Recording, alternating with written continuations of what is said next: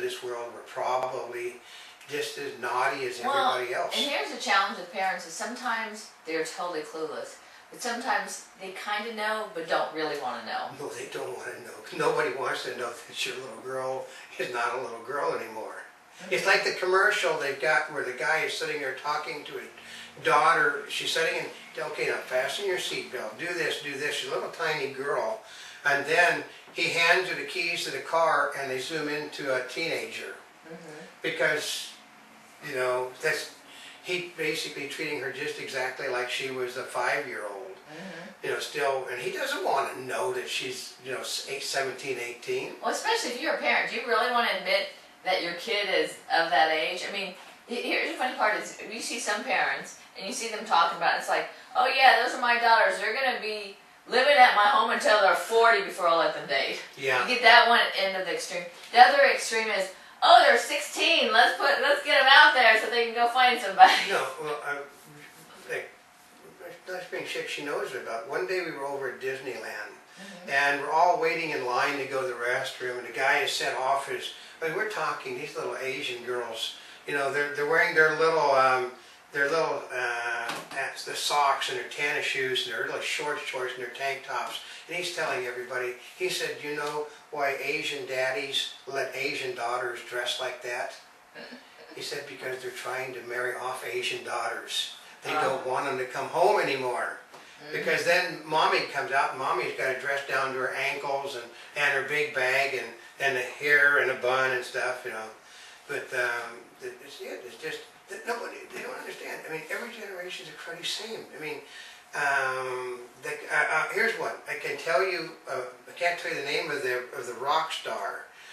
And you know, actually, basically the daughter played in his band, and the granddaughter was basically, you know, he found out from one of the band members, your granddaughter's singing such and such and such and such band. And he said, well, the hell she is. And then, you know, he then went to his wife, and his wife said, well, that's how we got our daughter. You know, the grandmother of, you know, the mother of the little, and he said, oh, that's right. Well, we were doing it, weren't we? You know, he said, I'm going to kill the SOB. So they didn't know, but he just knew because that's how he ended up with the mother of the little girl. You know what's kind of funny is you see like some of these rockers, it's like I almost, especially entertainers, it seems like they're far more protective because they remember what they used to be like. Yeah, Gene Simmons, I mean, he is massively protective. Even his son, which is funny, his son is a big guy like he is. But I mean, you know, just herding him around like the Jewish father. You know, like you want to come near his son or daughter, don't.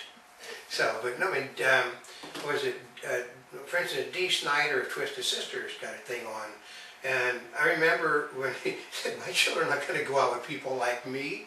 My wife knows what people like me are like, so. So that's the whole trick. And one of the things is, when you know your parents don't like it, then you do not talk to your parents under any circumstances. You mean, you go to some member of the family, and then that poor member of the family is stuck. Well, part of it is usually they don't say anything unless it's extremely important or it's like harmful to your health. Yeah. Then you really need to say something. Well, I know, but a lot of cases you have to hope that the male or female relative is, but you do that. Well, she's been brought up well enough to know. But then so was my mother. My mother knew better. My father knew better. Her father knew better. His wife, and they're still okay. Well, and the challenge is when they're hanging out with somebody that's older than them that should know better. And then the one that's older is using them to help find others. That's why, okay, for a long time. Who really has the common sense? For a long time, there was a guy that basically in Fresno was he basically was owned the furniture business. He's the one that created the ad campaign.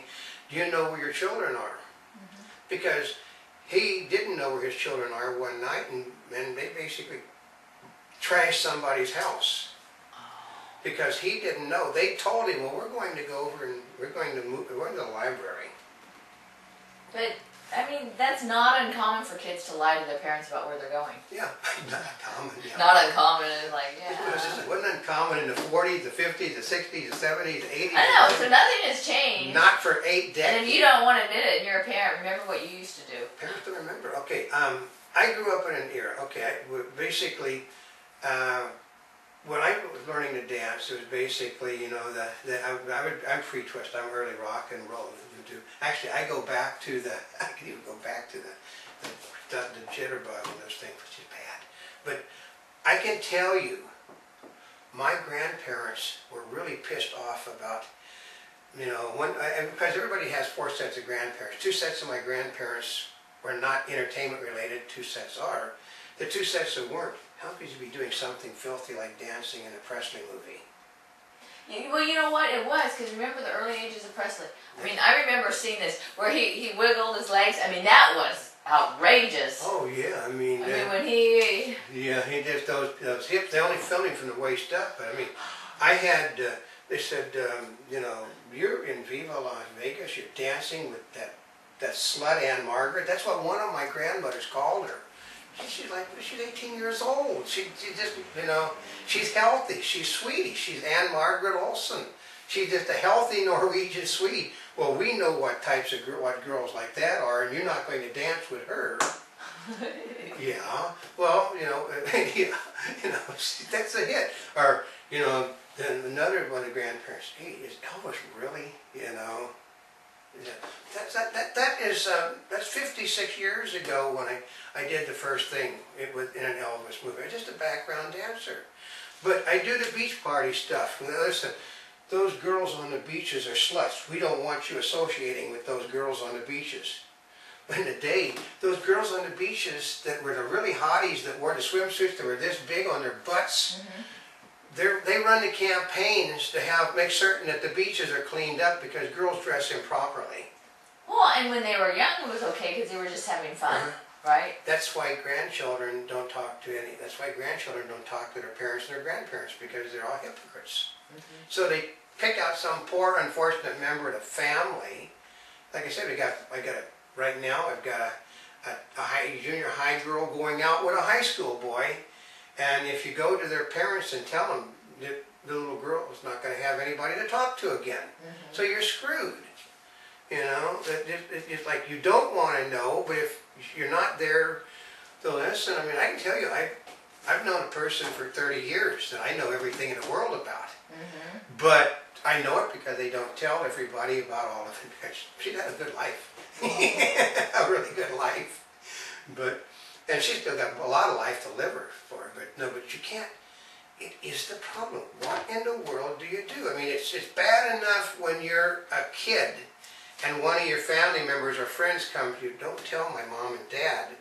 You know, here's the big one. I love this one. When I was in high school, you know, don't tell my mom and dad that I'm pregnant. Oh, now that's a tough one. Don't tell your mom. And I said, well, they're going to know sooner they're or going later. to notice it eventually, as I'm explaining to her. She said that maybe I won't show. You know, she's like 14 years old. Maybe I won't show. That don't work. You sit there and try to explain because, you know, it's going to happen. You know, it's called, you know. And she said, well, maybe it'll be different and I can have it and nobody will know it. That's, yeah. We had a problem with birds and bees back when I was a person. Girls didn't really. Well, here's the other part is like when, and this is, I mean, the kids are growing up a lot faster, so they're talking about it a whole lot sooner. Yeah. But when is the appropriate time? And I guess it's all different depending on your kids. Oh, I remember my father, my mother, you know, was Time the Junior. That is my name. My name is Junior, folks. You know, that is on the birth certificate. And it's not Junior Oldcam. No, it is Junior. It is J. You know, like in a movie, like the Dallas Jr. Well, my name is Jr. And you know, my mother, I think it's time that Junior was talked to, and my father said, "Well, go let him learn on the street like I did." So that was because he didn't want to, you know. But by the time I was that old, I had a cousin that was taking pictures of his sister in her in various stages of cheerleading dress and selling the pictures. And they were having me develop the pictures for them. Like, I didn't know what naked girls looked like by the time I was 13 years old. Well, yeah, because I did have older cousins that basically, hey, can you go to the store and get me such and such? And I said, why?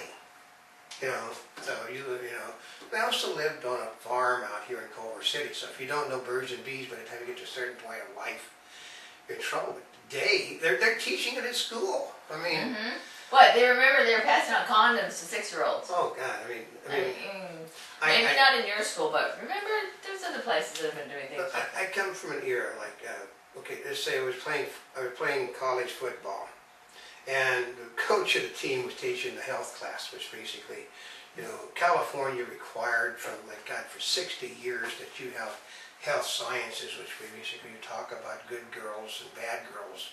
And the coach simply said, he basically, BS, he said, anybody knows one bad girl goes a long ways in a football game.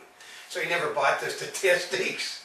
I also had the head cheerleader at the high school I was at, whose mother was the dean of the school, was the loosest girl on campus. The only one in the school that didn't know her daughter basically could have taken on the 7th Fleet was the mother. The father knew. Well, I can't tell her because she wouldn't understand. Yeah, but that's it. No, what do you mean, people? I don't think. You ever looked at the old Romans and the Greeks and the old Chinese? I mean, this stuff's been going on for 10,000 years. 10,000, and I don't think anybody's got an idea how you handle it. Because I'm too old. I mean, okay. When you got this thing, basically young enough to be my great granddaughter, do you go tell you go tell somebody? No. Because if you tell them, you're not going to tell anybody again. And flat out, they will not tell anyone. They're just going to clam up, because I've seen that happen. Because I know They don't have anybody to talk to then. one of my cousins had a friend that, once again, she was seeing somebody that basically she knew was a out-and-out criminal.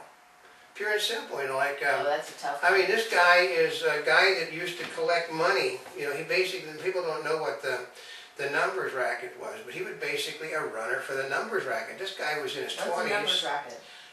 Is it gambling? Gambling, yeah. Oh, okay. Big gambling. Basically, you just do things like you pick a number, and if they pick the number, it wins, which is sort of impossible, because everybody could pick the same. If everybody picked the same number, you would lose, but nobody. Basically, only a setup person ever won. But she knew a runner for the numbers racket was basically, he was like a biker today. He had this little pinstripe suit and nose over here, and carried a rod, and cousin knew that this little girl was dating him, and she wanted to know, will I tell the parents about what she's doing? And I said, I can't tell you because, said, but eventually what happened was the guy killed somebody while the little girl was with him. Oh no. Yeah, and she was an accessory before, after, and during the crime. And she, because she was a minor, basically she got off, but she had a criminal record, and she had nothing to do with it. But if the cousin would have simply went to the parents, they'd have busted the thing up. So the cousin that knew got an accessory? The cousin that knew also became an accessory to the crime that the little girl was involved in, because she knew what was going on and did nothing. See, especially those are the really bad situations. So the problem with being humans is we're damned if we do and damned if we don't when it comes to people. If you doing the right thing is almost always the wrong thing to do. So I have no idea. I mean, if other people have ideas how they should handle it. Well, especially, now, here's the other thing is maybe he might not have been that bad, and, okay. right, or say that stuff didn't happen, or she could have gotten in trouble a different way. Yeah, that's the whole trouble. Because part of it is what would have happened if she didn't tell anybody, somebody squealed, and so she got into worse trouble. Yeah, and then I can guarantee you, my father grew up basically in Southern California. He grew up with the people that basically he grew up with a lot of Frank Sinatra's friends.